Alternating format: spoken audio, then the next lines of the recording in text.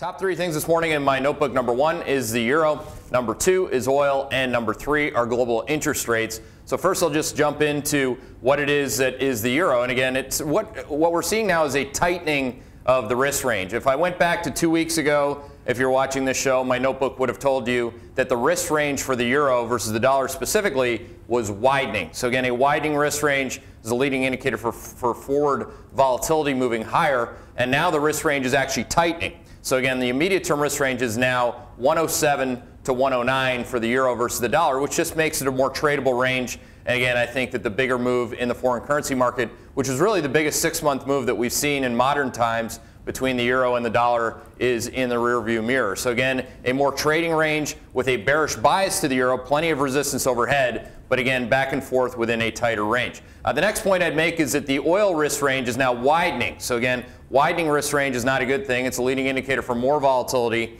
And particularly when you look at oil volatility, we look at OVX, for example, which is the oil volatility index. That volatility index has a risk range of between 45, call it, and 56. So it's a very wide risk range in volatility, in as much as there's a very wide risk range in the price of WTI itself. I currently have an immediate term risk range of 46.48 per barrel on WTI on the low end of the range versus 53.39 on the top end of the range. So what happens at the top end of the range is we send out sell signals, provided that we're bearish on that thing. Now that thing in this case is oil. Yesterday's Q2 macro themes call, we outlined what we call oil's deflation deck. So again, our price deck for oil for the intermediate term is between 36 and call it 57.5 to 58. That's very different than the consensus oil deck. A lot of people, including Royal Dutch this morning, are looking for much higher levels longer term in oil, whereas we're looking for lower highs and lower levels. So again,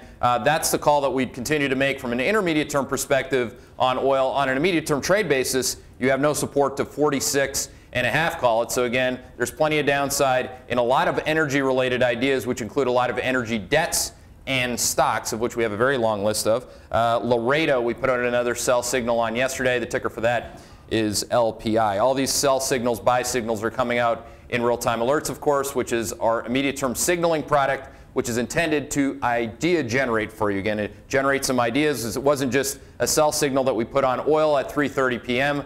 Just to timestamp the matter, but we also have different E&P stocks that we don't like, or Kevin Kaiser, our analyst, doesn't like, which would include LPI, Lin Energy, SGY. Again, plenty of ideas out there. SGY is Stone Energy.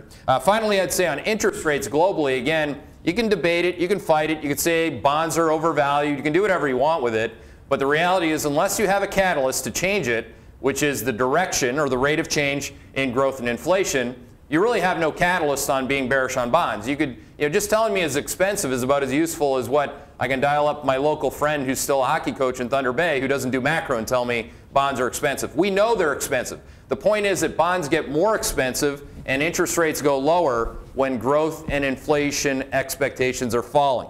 So again, it's a really simple concept. It's been really hard for people who do valuation macro to understand. Guess what? You don't start with valuation when you do macro. You follow what the exposures are that markets are looking for. So again, people are paying a premium for cash, US dollars, and for US treasuries, and for German bonds, and for Dutch bonds. I mean, even Dutch bonds on the 10-year this morning have a 0.34% yield on the 10-year, and the Swiss actually had the first big negative yield bond auction that they executed actually without any issues. So again, people are expecting deflation and slower growth. Until that changes, we're not going to change our mind on the long bond position to the bullish side. So those are your top three things.